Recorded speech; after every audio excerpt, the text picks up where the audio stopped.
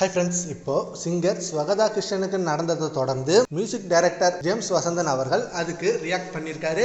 And இது மாதிரி நிறைய பேர் தைரியமாக முன் சொல்லணும் அப்படின்ற மாதிரி சொல்லியிருக்காரு. அப்படி அவர் இந்த இஷ்யூவுக்கு என்ன மாதிரி பேசியிருக்காருன்னா, இந்த விஷயத்தை நிறைய பேர் ஷேர் பண்ணணும், இன்னொரு இசையமைப்பாளரின் பேரை கெடுக்கவோ எந்த விதமான தொழில் போட்டி விஷயமே இல்லை. ஸ்வகதா பேசுனதுல ஒரு முக்கியமான விஷயம் இருக்கு. அந்த இசையமைப்பாளரின் காம வேட்டை இன்னும் நடந்துட்டு இருக்கு. பல இளம் பெண்கள் இந்த மாதிரி பிரச்சனை தொடர்ந்து நடக்குது.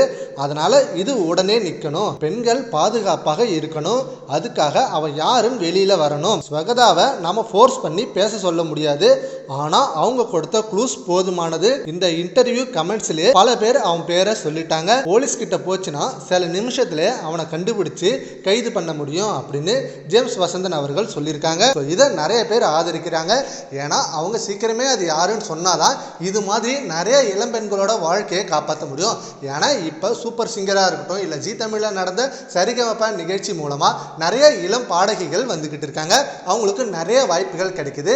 ஆனா இந்த மாதிரி ஒரு மியூசிக் டைரக்டர் இருக்கிற மத்தியில அந்த இளம் பாடகிகளுக்கு நிறைய வாய்ப்புன்றது ஒரு தப்பாவே அமைஞ்சிடும். அவங்களோட ஃபியூச்சர் பெரிய அளவுல பாதிக்கப்படும் அப்படின்னு நேத்திலிருந்து நிறைய பேர் இதுக்கு ரெக்வஸ்ட் வச்சுட்டு இருக்காங்க. சீக்கிரமே அவங்களை அரெஸ்ட் பண்ணணும், சீக்கிரமே திரைப்பட சங்கம் இதுக்கு ஒரு முடிவு எடுக்கணும், அந்த இசையமைப்பாளருக்கு இனிமே எந்த படமும் வரக்கூடாதுன்ற மாதிரி முடிவு எடுத்து அந்த குற்றச்சாட்டை வச்சுட்டு இருக்காங்க. அண்ட் இப்ப இசையமைப்பாளர் ஜேம்ஸ் வசந்தன் அவர்களும் இதுக்கு குரல் கொடுக்க ஆரம்பிச்சிட்டாரு.